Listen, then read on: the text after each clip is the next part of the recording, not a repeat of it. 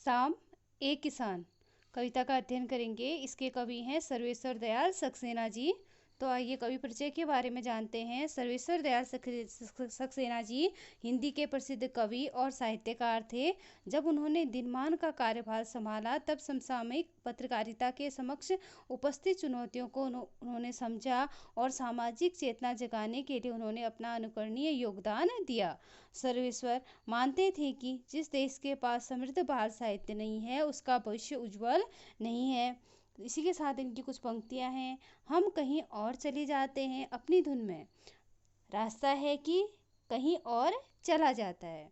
तो इनका जन्म 15 सितंबर 1927 15 सितंबर 1927 को बस्ती में हुआ और मृत्यु 24 सितंबर 1983 24 सितंबर 1983 को नई दिल्ली में हो गई।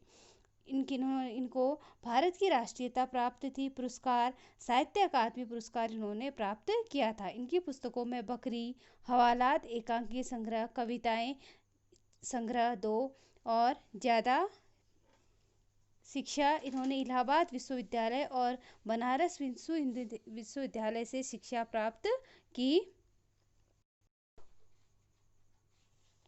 साम एक किसान कविता के अंतर्गत उन्होंने शाम के दृश्य का वर्णन किया है जिसमें एक किसान को माध्यम बनाया गया है।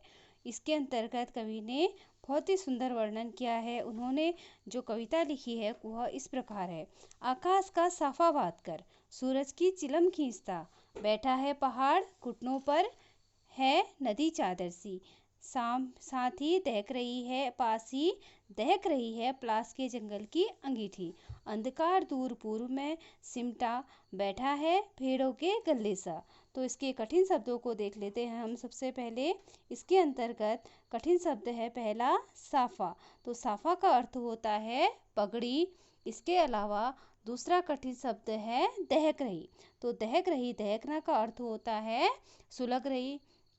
फिर उसके बाद है प्लास, प्लास के जंगल की अंगीठी। प्लास के जंगल की अंगीठी का अर्थ है जो प्लास के पेड़ों में खिले हुए सुंदर सुंदर लाल फूल है वह कवि को अंगीठी के समान दिखाई दे रहे हैं। सिमटा बैठा है भेड़ों के गले सा। सिमटा का अर्थ होता है इकट्ठा हुआ और गले सा, गले का अर्थ होता है भेड़ों का जो झुंड है।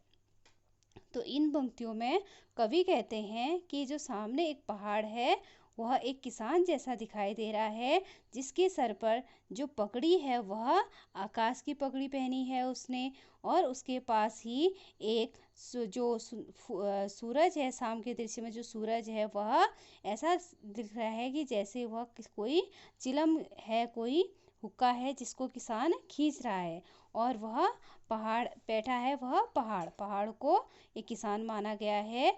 घुटनों पर पड़ी है नदी चादर सी। अब घुटनों पर जो नदी पड़ी है वह चादर जैसी दिखाई दे रही है। पास ही दहक रही और सामने ही दहक रही है पलास के जंगल की अंगीठी। तो इसमें जो कवि हैं वह कह रहे हैं कि जो सामने पलास के जंगल की अंगीठी दहक रही है, जो लाल लाल फूल हैं पलास के वह अंगीठी के समान कवि को दिखाए रहे हैं।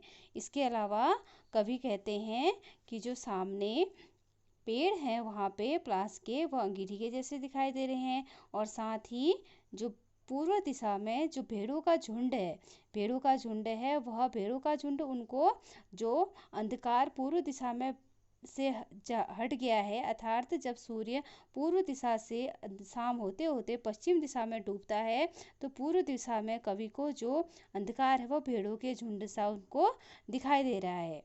इसके अलावा यहाँ पे कवि कहते हैं कि अचानक से क्या होता है, बोला मोर, जैसे किसी ने आवाज़ दी, सुनते हो चिलम औंधी, धुआं उठा, सूरज डूबा, अंधकार छा गया। अब ये सारा दृश्य कैसा है, शाम का शांत है, और अचानक से वहाँ पे एक जो मोर है वह अचानक से मोर बोल उठता है कि जैसे ऐसा लगता है कि किसी ने आवाज़ दी कि सुनते हो चिलम औंधी। जो सूरज रूपी चिलम है वह क्या हो गई, औंधी का अर्थ होता है नीचे, वह चिलम गिर गई।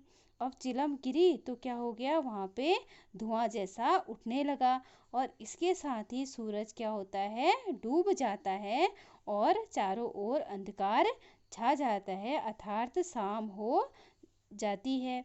तो यहाँ पे हमें कवि शाम के दृश्य का उन्होंने बहुत ही मनमोहक दृश्य हमें इस कविता के माध्यम से बताया।